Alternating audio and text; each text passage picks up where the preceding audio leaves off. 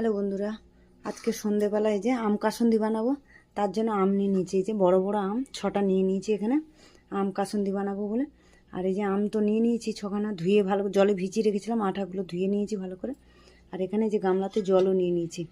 আর আমটাকে ছাড়াবো, ছাড়িয়ে জলে ভেজাবো। তারপরে আমি যে একটা ঘষা নিয়েছি, এই ঘষাটা দিয়ে আমটা ঘষে নেব। আম কাসুন্দি কী করে বানাচ্ছি চলো তোমাদেরকে আমি রেসিপিটা দেখাবো। আর কি কি মশলা নিচ্ছি না নিচ্ছি আগে আমটাকে ছাড়িয়ে ঘষে নিয়ে তারপরে তোমাদেরকে দেখাচ্ছি আমি কী মশলা নেবো এতে। হ্যাঁ চলো আম কাসুন্দিটা বানাই ততক্ষণে। চলো বন্ধুরা, এই দেখো আমগুলো তো ছুলে জলে দিয়ে দিয়েছিলাম, এই জলটা কালো হয়ে গেছে, কষ বেরিয়েছে। আর এখানে তোমাদের দাদাভাইকে যে ঘষাটা দিয়েছি ঘষতে বললাম, আর ওদিকে আমি মশলাটা ভাজবো। তোমাদের দাদাভাই আমটা ঘষে দিচ্ছে। চলো কী কী মশলা নিয়েছি যে দেখাচ্ছে। এদিকে তো কড়া বসিয়ে দিয়েছি। আর এখানে নিয়েছি এই যে সাদা সর্ষে, কালো সর্ষে হাফ হাফ করে নিয়েছি, অর্ধেক দুটো।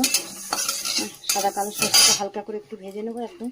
আর এখানে মশলা নিয়েছি এই যে মেথি, ধনে, জিরে, গোলমরিচ, মৌরি, শুকনো লঙ্কা, তেজপাতা। হ্যাঁ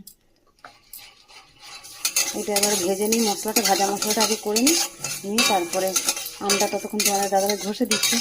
দিলে এবারে আমটা ছেঁকে জলটাকে ফেলে দিতে হবে চিপে চিপে। চলো মশলাটা ভেজে নিই ততক্ষণ। চলো সর্ষেটা তো ভেজে নিলাম, নিয়ে এই যে সব মশলাগুলো দিয়ে দিই। এবারে এটাও ভেজে নেবো হালকা করে, নিয়ে শিল নোড়াতে, তোমরা চাইলে মিক্সিতেও পেস্ট করতে পারো। আমি শিল নোড়াতে গুঁড়ো করে নেবো। শিল নোড়াতে গুঁড়ো করলে না একদম মিহি হবে না, একটু হালকা একটু থাকবে, গোটা গোটা থাকবে, তাহলে ভালো লাগবে। চলো এটা ভেজে। চলো এই মশলাটাও ভাজা হয়ে গেছে, এই যে হালকা করে ভেজে নিয়েছি। চলো প্লেটে ঢেলে নিই, এটাও ঢেলে নিয়ে এবার একটু ঠান্ডা করে তারপরে শিল নোড়াতে পেস্ট করে নেব, বেটে নেবো। চলো এটা হোক ঠান্ডা হয়ে যেত।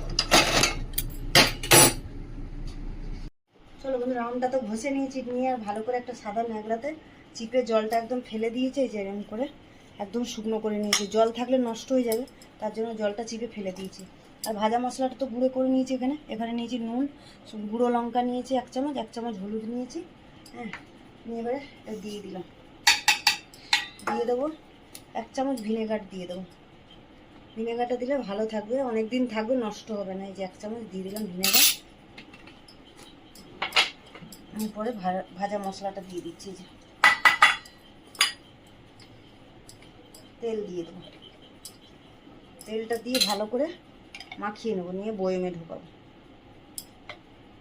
অল্প করে তেল দিয়ে মাখিয়ে নিই, তারপরে বয়েমে দিয়ে তারপরে তেল দেবো উপর দিয়ে। আবার এই যে বয়েম নিয়ে নিয়েছি,